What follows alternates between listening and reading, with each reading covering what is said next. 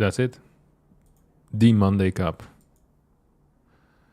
The Monday Cup is one of the most beautiful cups we have here. By some, it is considered to be kind of the highest thing that you can achieve. I'm not necessarily one of those people, but I do believe the Monday Cup is a very special thing. It's beginning to look a lot like Christmas. Everywhere you go. Hey,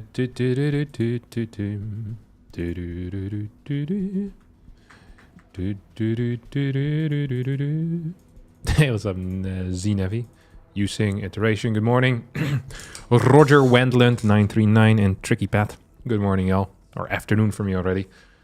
So it's 12:40 right now where I'm at. Weather blows, but it always does. That is the way of the world.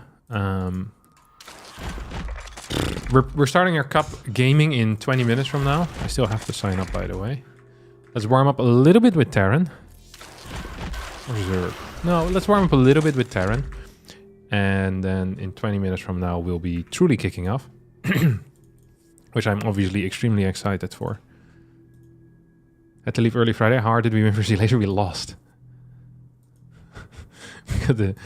We lost by 2 seconds. But we'll be back. Upcoming Friday, we have a new race against Elaser. I will take him out.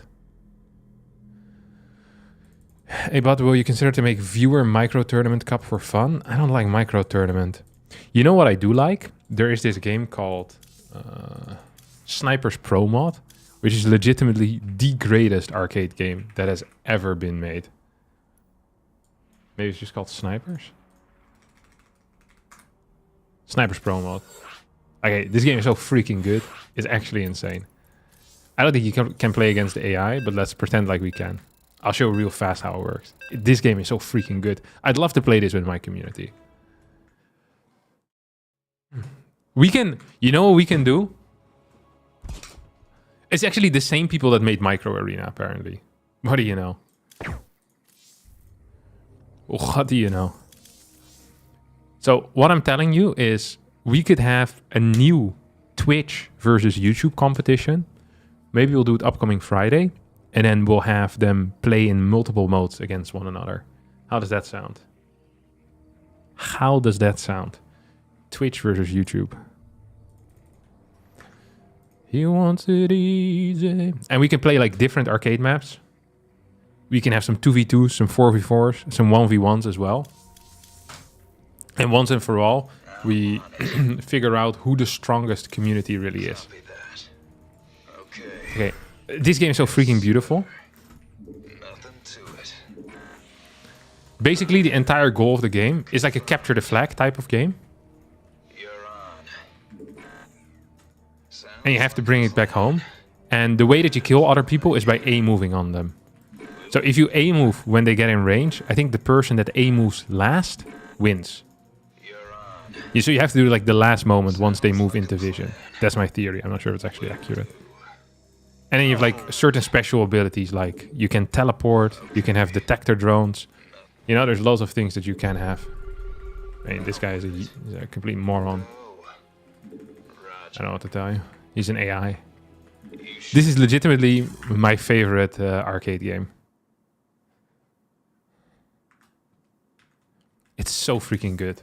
But you can't play it by yourself, and as I have no friends, that's the way it usually is.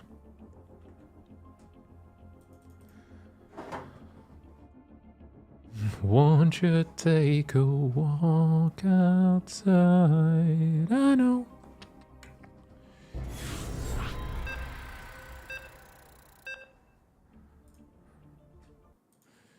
Can't you find some other guy?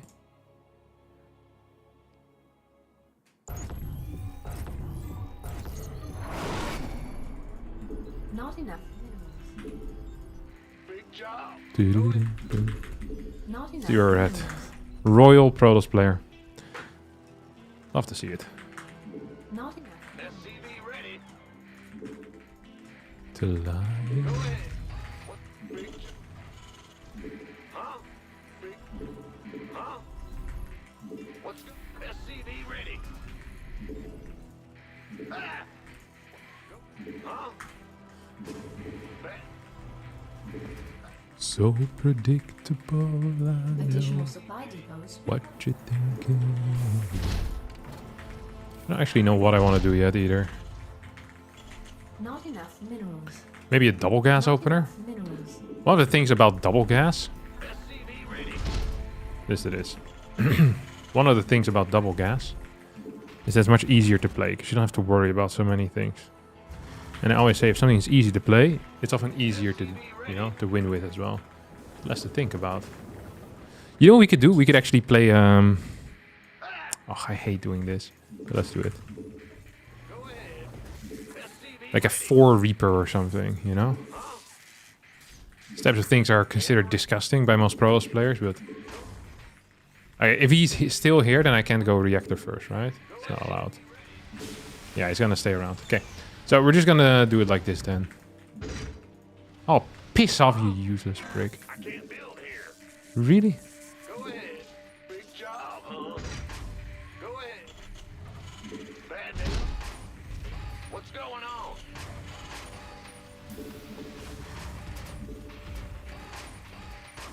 Bad news. Command center upgrade complete. Okay. Let's do 3 Reaper, 2 Heli in there. It's quite good too. Insufficient Vespine gas. There's a chance that he's on my natural. SCV ready. Doesn't seem to be the case. In the rear. Still a chance he's just kind of hanging around, you know? Got something. Yeah. There's one thing that Protoss players love to do is freaking hanging around for no reason whatsoever. So always be wary of that type of stuff. In the rear. Okay, you go here. Not enough minerals. The Grim Not enough. We're a little bit low on minerals. Too high on gas, I think. got something. So just kind of looking around for stuff, right? Just making sure we're not being backstabbed by some What's going on? by some prick. SCV ready. Not enough minerals. Not enough minerals. So there's a chance right now that the first adept is gonna come out.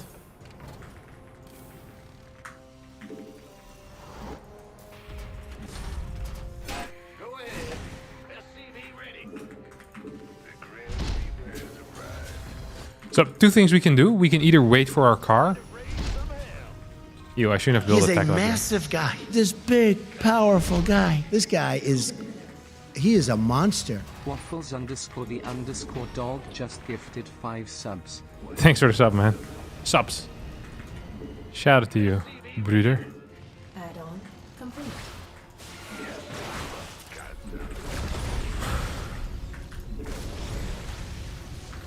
Insufficient Vespine. Add-on complete.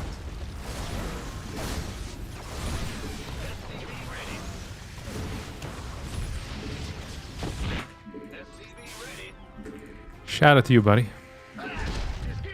I should have gone for a mine drop follow-up, obviously, here, by the way.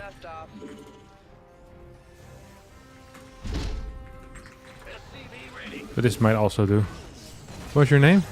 Thank you, Waffles the dog, for the 5 gifted subs. Shout out to you. Big ups, man. Love that for us. Okay, we're gonna go into the main base, see if we can deal some more damage here. Command center Usually you upgrade can. complete. We lost quite a few units, though. Not enough. Followed up with a Raven as well. Ba-da-ba. Ooh, sentry late. Not enough. It's allowed, it's allowed. SCV ready. I'm going. Not enough minerals. Not enough Go, go, minerals. go. SCV ready.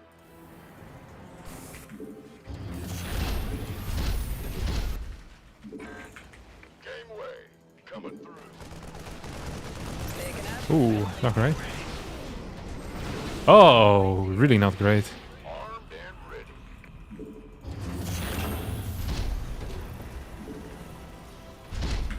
SCV ready. Not enough energy. Ooh, this is actually gonna be quite tough then, isn't it? Big job, SCV ready. Not loving the vibes here that we're getting. SCV ready. Not enough minerals. Not enough minerals. Add-on complete. There's a chance he's gonna come from this angle. Just wanna keep an eye on that. Not enough minerals. Not enough minerals. Nah. Add-on. SCV ready. It's about to get heavy. Can't really move anywhere, can I? Oh my god.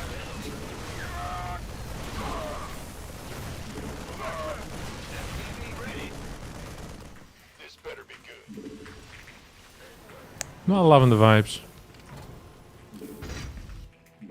Insufficient. Not loving the vibes.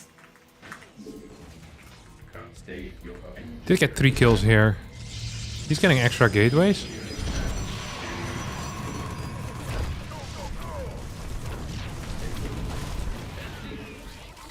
Two extra gates. Late Robo Bay. This is a pretty... It's becoming pretty standard nowadays, to be honest. So, one thing I probably coulda, woulda, shoulda done a little bit earlier is mine out these minerals. Then you can try and capture his stuff from the back. Field. From behind. Research. Oh, we can actually just hang over here now. Mineral field depleted. Okay, there we go. SCV ready. So the question I have right now is what would Beyond do? I think Beyond would go for a drop, to be honest. Ready for dust off. But I'm not Beyond, so Mineral field. what do I really know, huh? Mineral field depleted. Except being supply blocked. See if he's here. Wait, which base does he have then? Mineral What? field.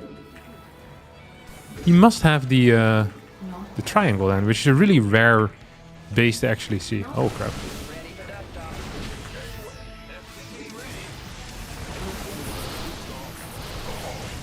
off. These types of fights, I never really mind, to be honest. Mineral field. Especially because you can easily retreat as well. Mineral field. Your forces. Mineral field depleted. SCV ready. Mineral field. SCV ready. Actually, I'm starting to wonder if he has an extra base. He probably does, right? It'd be shocking if he doesn't, no? Okay, yeah, he does have that.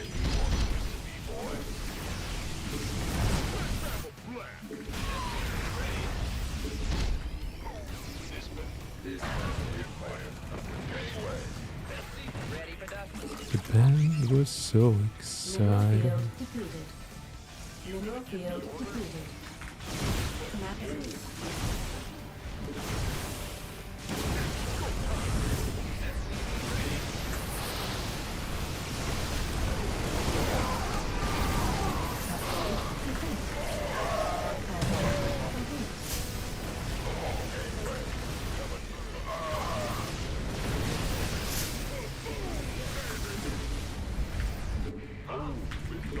Not enough energy.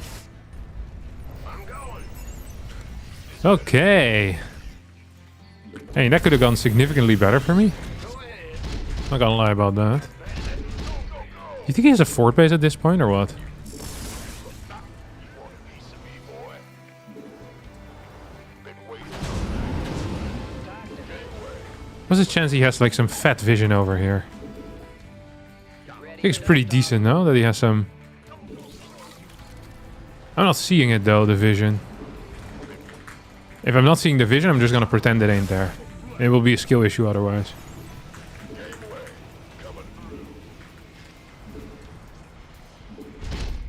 Ready for pickup.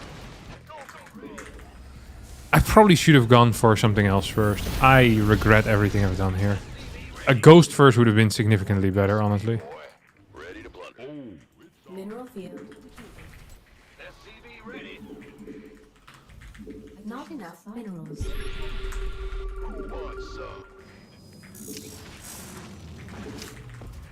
Bad news? Not enough minerals. Yeah, yeah.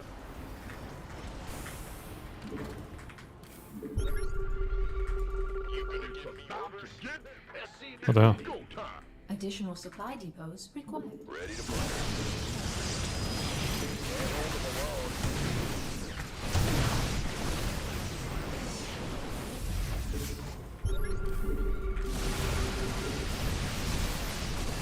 Somebody, get me out of this mess. I mean, it's not like Bossman has anything super impressive, no? Going for himself. Or am I going crazy? 1, 2, 3, 4, 5. Your forces are under attack. Mineral field depleted. He obviously is gonna try and surround me right now.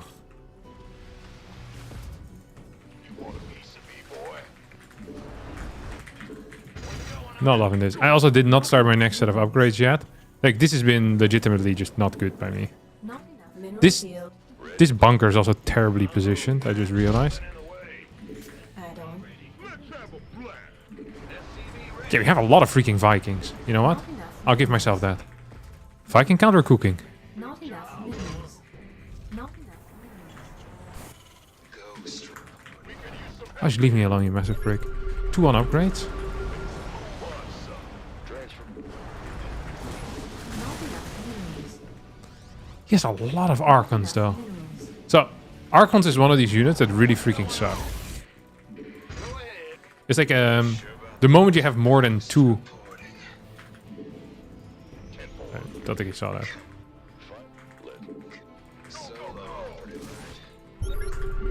Okay, whatever. Base is under attack. Mineral field. He's here with his entire army. Look. Mineral field depleted.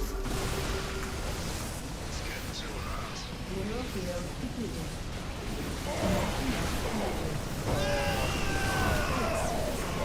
Wait, I lost my third? We lost, no? No, great, it's too long. I didn't live my third base. A freaking immortal run by. I don't think I've seen that move before. I just lifted both of these, okay. This started really well. And then went absolutely terrible. This fight also wasn't it. I should just wait until I had like 6 ghosts. Like a normal human being. Yeah, the double eBay was bad. The second starport was also bad. I didn't need that. This guy was 5-6. It felt like I did a very good job despite the god-awful early game for me. Here he had a really bad fight at my natural. Alright. Ah, thank you, Waffles. Buongiorno. Hey, what's up, real deal? Alright. We're playing in 5 minutes or so from now. So I don't think I'm actually going to play another game before then. Let's have a look who I'm fighting first. Creator, according to the bracket currently. That's up grape juice.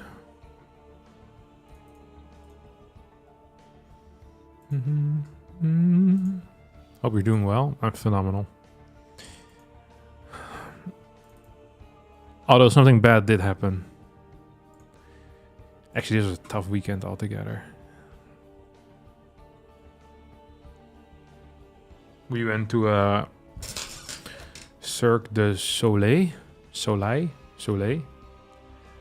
which is like, I don't know how to explain it. They do a bunch of tricks, pretty much. It's pretty much what happens when you put all party tricks that people have, you put it together in one show. That's freaking cool. I seriously enjoyed it. And then on the way back, we got like the freaking mother of all traffic jams, like 2 hours or something. And then during that traffic jam, we got a punctured tire. So we lost, what you call it, like air pressure in the tire, and the tire pressure wasn't good anymore. So we had to, it took even longer to get home. And then the guy had to come over to fix it.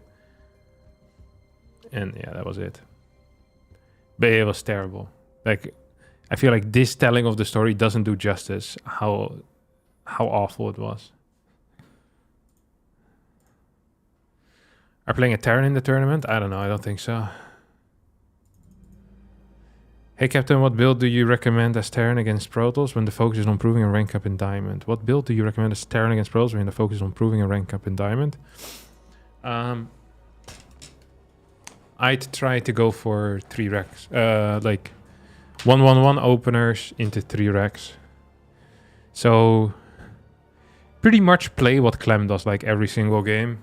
As long as he plays Reaper, like single gas Reaper builds. I think I'd copy something like that. It's very powerful.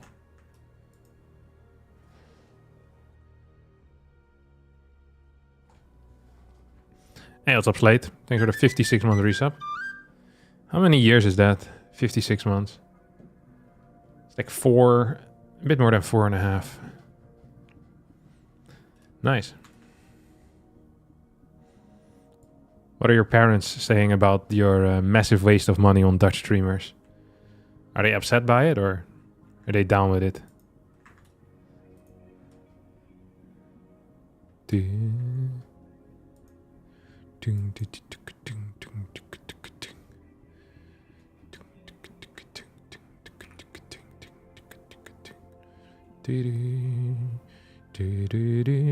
Yeah, we're just waiting until the tournament starts. We should be in a couple of seconds.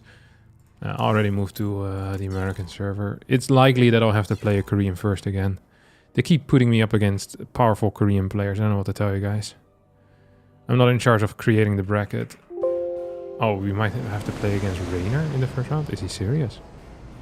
Freaking Wardy with his crap bracketeering. This guy's a massive break.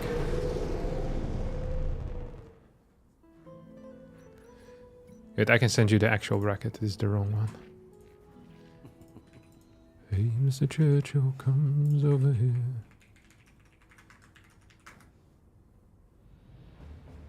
But it's very cold. I got an air compressor that runs from the car. Saved me a lot with low tires. Yeah, I had the same.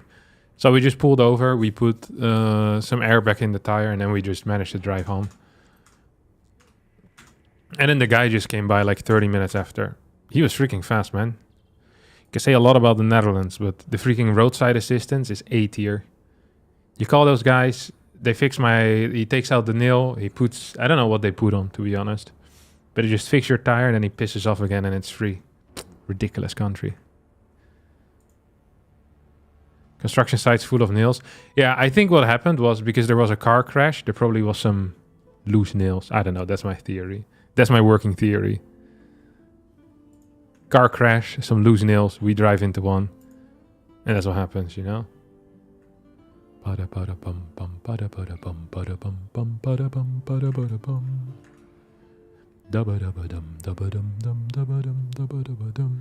I was at home for Christmas.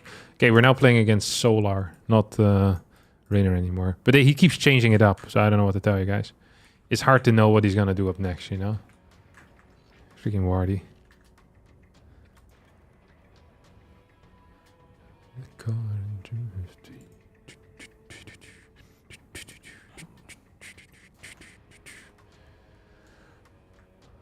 I will stop the cavalry.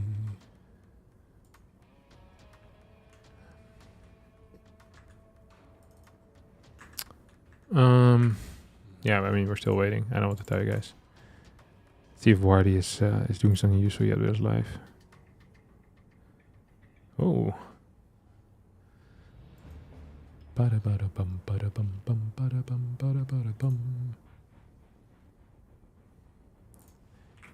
Hello. Good afternoon.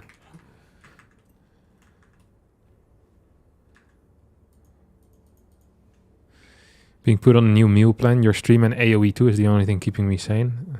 I'm glad to hear it, Demi. Life must be tough if my stream is keeping you sane.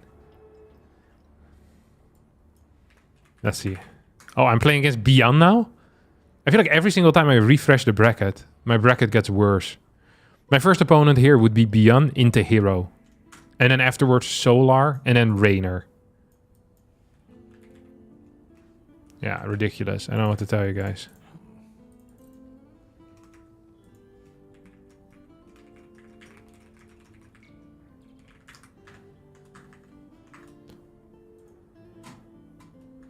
The mirror's image.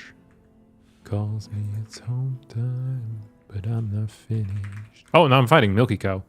Okay, this actually is a fine bracket. How about we stick to this one? Yes! I'm gonna play against Milky Cow. Oh yeah, we might actually win.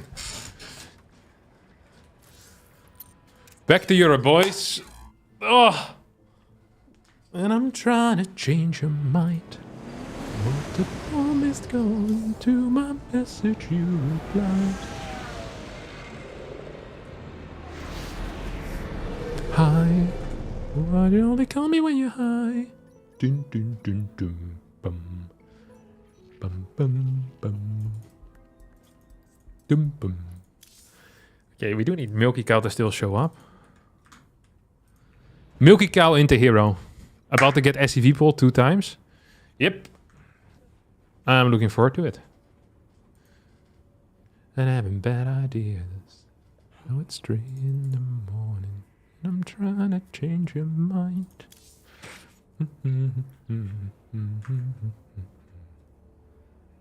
Why do you only call me when you're high? What StarCraft game has the best campaign? I don't know. I'm not much of a campaign guy, Shims lady. So, I like the Wings of Liberty campaign. The problem with the Kerrigan campaign was that it felt like you had like a... It felt almost like a superhero movie, you know? Where no matter how tough it got, you know in the end Kerrigan would pull through. Like, Kerrigan was extremely overpowered. Which made a lot of the missions feel kind of cheap, in a way. I thought the story was okay, but it was... Like, playing through it was maybe too easy. You know? I enjoyed it, but... It never felt like you were... It was tough. I feel like Wings of Liberty is the best. Brood War campaigns included. I mean, I've played 4 missions of Brood War. That campaign freaking sucked. I'm not sure how people think that Brood War campaign was fun. It was legitimately some of the most boring gameplay I've had in my life. I had to close it. That's how bored I was. It just wasn't interesting. Like, this might have been revolutionary in 1856, but post-industrial revolution, the Brood War campaign isn't hitting as hard.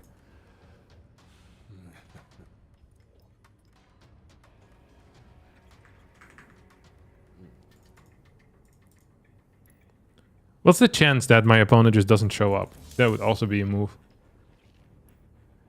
Uploading.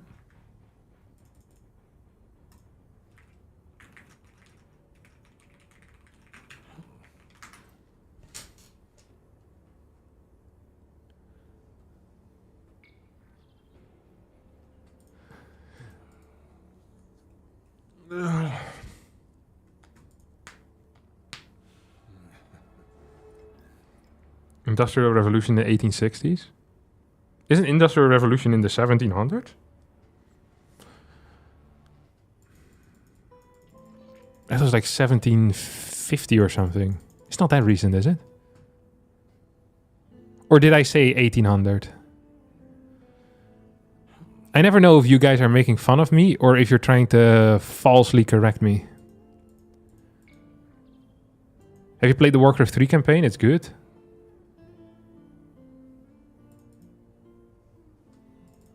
Depends on country to country. It started in England, no? Industrial Revolution. I thought it was in like 1760, 1750. Industrial Revolution, England. Began in Britain in the 1780s and was not fully felt until the 1830s. Interesting.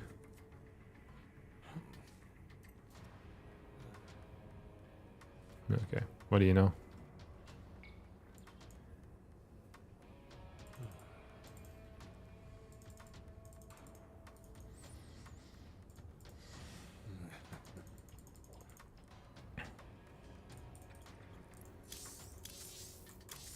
You're a rich man without any name. My opponent just isn't here, or what? What's he doing?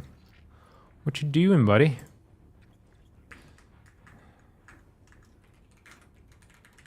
I'm gonna claim a free win, and then I'm gonna have to play against Hero as my first opponent. I don't like this, because I like winning one, you know? Hero is tough.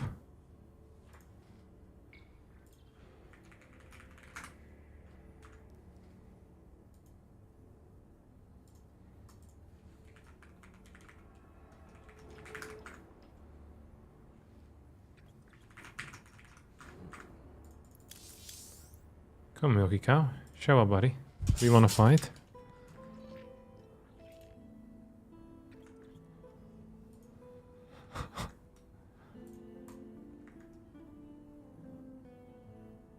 They still used horses in World War II? No shot. I mean, I'm sure some horses were used in World War II, but not effectively, surely. I thought World War II was very air reliant as well. No? I thought the battle in the air was important. Behind every curtain.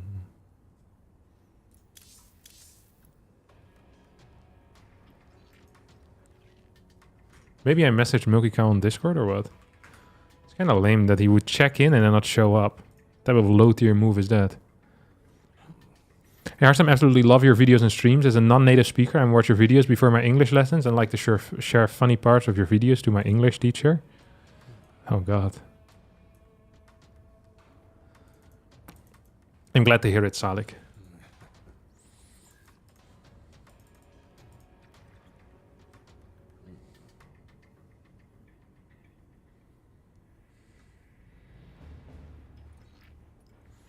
You said 1856. Okay, I meant 1756.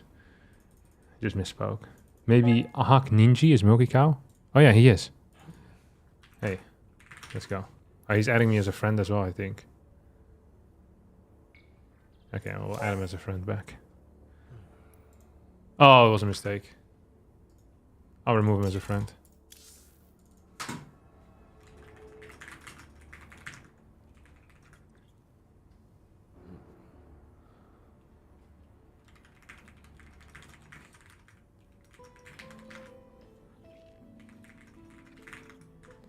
Is there veto here or what? Ley lines, 10,000 feet.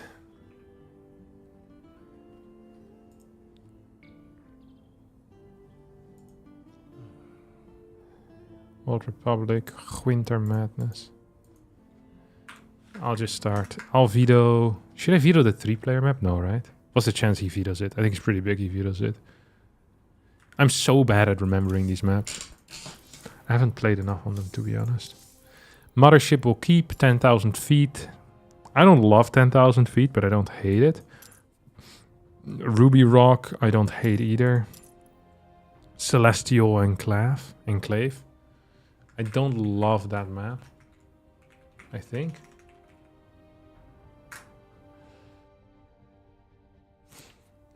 Is he just semi-AFK or what the hell is happening here? Did you win yet? Not yet. Tell us a story. I know.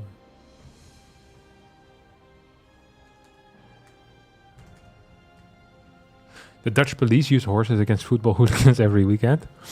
So we went to The Hague this weekend. And there was supposed to be like a big protest against... I'm not sure what they were protesting against, to be honest. But there was so much freaking police there, and you also had horses. But no one showed up for the protest, so it was a waste. I think there was like 100 people, and I think there was like 150 policemen. Because last time this group protested, they started burning down police cars.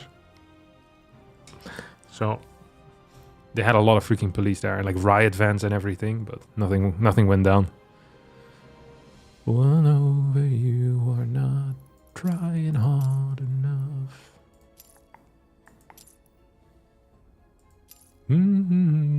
I'll veto Tourmaline.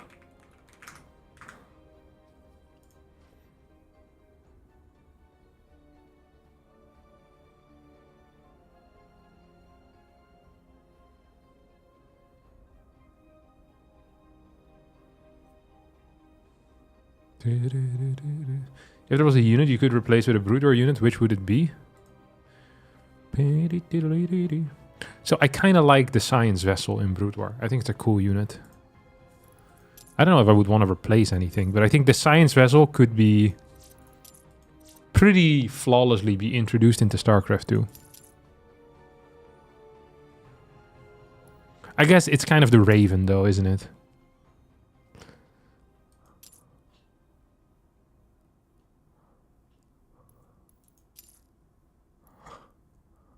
Everyone's so angry. Old Republic, do we veto this crap? No, right? Don't calm me down if I'm going too fast. Let's do 10,000 feet then.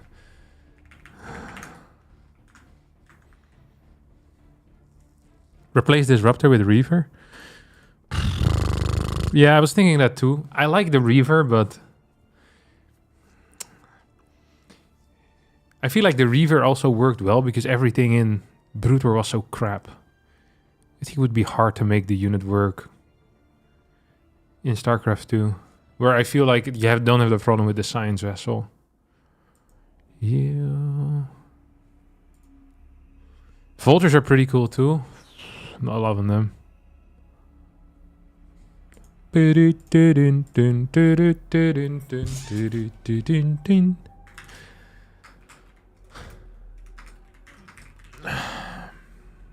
What are we doing? I thought it would be fun if you could research which unit you could build and the equivalent was locked, so science vessel / Raven situation. Yeah, you've had mods like this before, where you kind of have like a loadout, you know?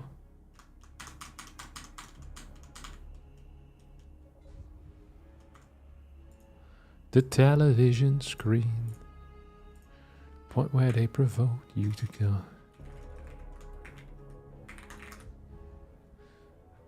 I was faster with telling him to host, so he has to host now. These are the rules.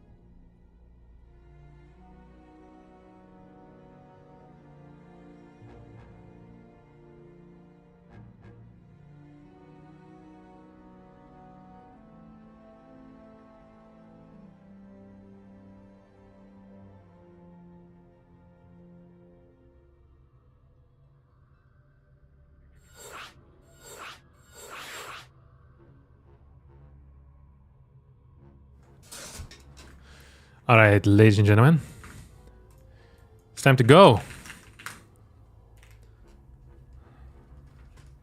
Gaming at a high level.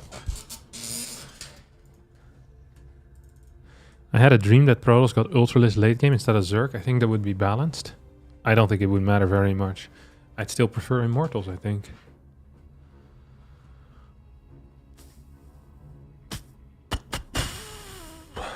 La la la la la la la la. Oh, probably should pick the right race. La la la la la la la la la. Give me the reason. If you're gonna run, take good care. Na na na na na. Do do do do do do do do. Okay, so he has a very peculiar build. My good friend, whatever he's called, Milky Cow. I think he's gonna play it again.